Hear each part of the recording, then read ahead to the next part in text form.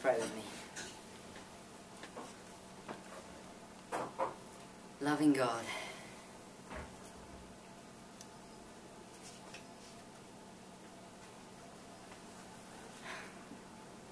sometimes I don't know what to pray when I stand here. Loving God, you have something to say to each of us. Something important. Something that will help our hearts and spirits grow in love. I don't necessarily know what it is, but Lord, open my lips and my mouth will tell forth your praise, and let it be of service to you. Amen. So, I've had a very small disaster this week. Not a major one, just a little one, but, you know, I'm Welsh. What's the point in having a drama if you can't make a good story out of it? Now, you know, it could have been a lot worse. I'm fine, Marshall's fine, the dog is fine. It's all okay. But some of you may have heard about my ongoing project. I built someone a shepherd's hut. They gave me a transit van, an old transit van. I've been turning it into a camper. I've been putting a lot of work in. I've been having a lot of fun. And this week I was going to go up, collect my van, bring it back to Brighton, via a couple of campsites to test it out and sleep in it, and then I'd finish off the conversion work at home. Best laid plans and all that. The whole adventure ended in a lay-by outside Dolgellau, where I was taken by a tow truck after I broke down going over the Dinas-Mouthy Pass in the pouring rain. The scrap merchant's looking at it tomorrow. Anyway, it was just one of those things. A small disaster, not a big thing. But while it was happening, especially at the point I was sitting there putting on my handbrake and getting out with my little red triangle and finding out I had no mobile phone signal, all I wanted was for God to somehow swoop down, pick me in my van up and just make this not be happening. But rescues don't really work like that.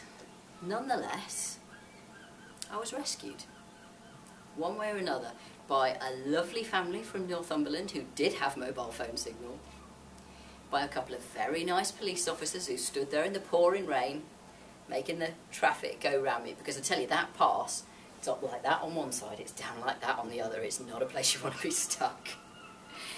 And by my parents who came and took everything out and storing it in their garage until I can get it back home again.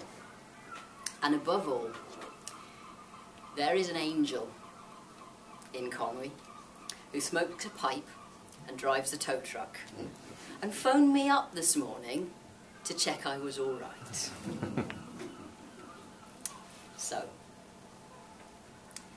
now Isaiah is talking to people who've been through a great disaster, a really huge disaster.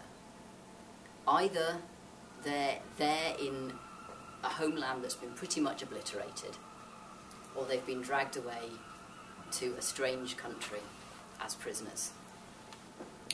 And they really can't see how it's going to get better. And they have no idea how they're going to be rescued. Some of them perhaps are looking forward. Maybe from now on it's going to get better. Some of them perhaps are living in the past and just thinking about everything they've lost. But either way, Isaiah reminds them of a promise made a very long time ago to a chap called Noah. The rainbow promise. The covenant with every living thing. With you, with all your descendants and every living creature on earth. It says that along with every dark gathering of the rain clouds, with every threat of flood and everything being washed away, God will put a rainbow up.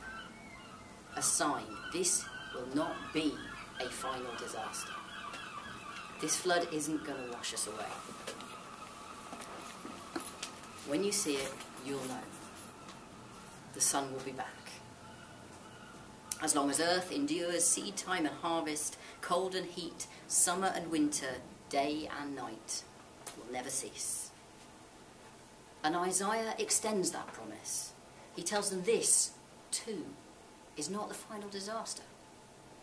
God's promise is cast iron, as certain as the dawn. And you are still the children of the covenant, he says. And that promise holds good for us. We're the children of the covenant that Jesus made, that we speak about every time we do communion. The covenant that Jesus spoke about when he lifted that cup. The promise of a God whose mercy and compassion overrules strict eye for an eye judgment. The storm clouds may be gathering. The storm clouds are gathering, but the promise holds. It cannot be the end for us, so long as we are the children of God, and we are all the children of God. Here's a flip side though. God makes this promise to the earth. Never again will I curse the ground because of humans, even though the inclination of human hearts is evil from the beginning. So God won't annihilate us, or curse the earth because of us. That doesn't mean we can't do it to ourselves. In fact, it means we can do it to ourselves. Because God isn't going to step in and wipe out human wickedness again. And if God isn't even going to eliminate the ones we think are pretty much the most evil human beings on the face of the earth, well then it's our mess, isn't it? It's up to us. You know, God will answer prayers and God will help us, but in the end, the miracles God is doing now are in here. It's our earth. It's our community. Because where would God draw the line? If God's chosen compassion and mercy for all, then it's for all. But since we don't all show compassion and mercy to each other, then the most vulnerable can end up in situations that closely do resemble the destruction of their world. And it's up to us to fight that. God's not going to punish me or destroy me. Hooray! But God's not going to punish or destroy those who want to harm me either. Oh. And in a fair mood, I wouldn't dare consider myself better or more innocent than them, or more deserving of the covenant, because I hope I understand myself and God's love a little bit better than that. So it's a two-edged message. You know, if you're in the floodwaters right now, if you can feel the waters rising and sweeping you off your feet, if they're coming up to your neck, if the army is at the gate, be assured, the covenant of peace is not removed. Despite what many say, we were not created for destruction.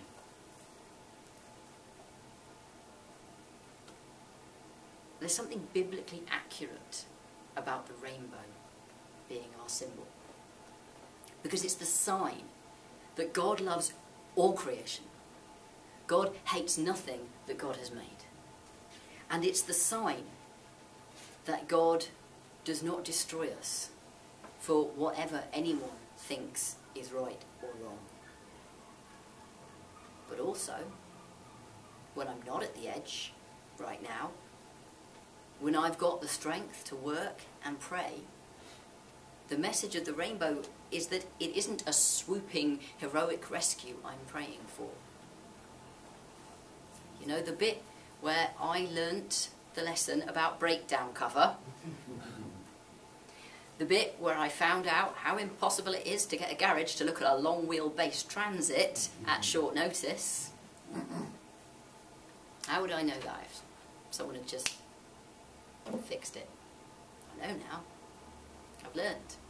I've also learned It's just belongings, no matter how much hard work you put into them.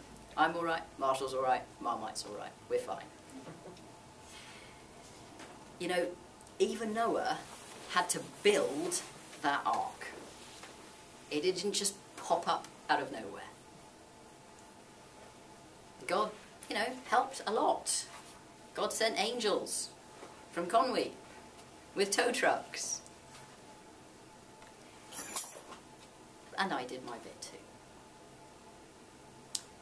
So I'm going to invite you to take whichever half of that two-edged message, or both edges if you like, from this reading tonight and from our rainbow. On the one hand, the promise is never broken. You're going to be okay. On the other hand, we've got work to do. Amen.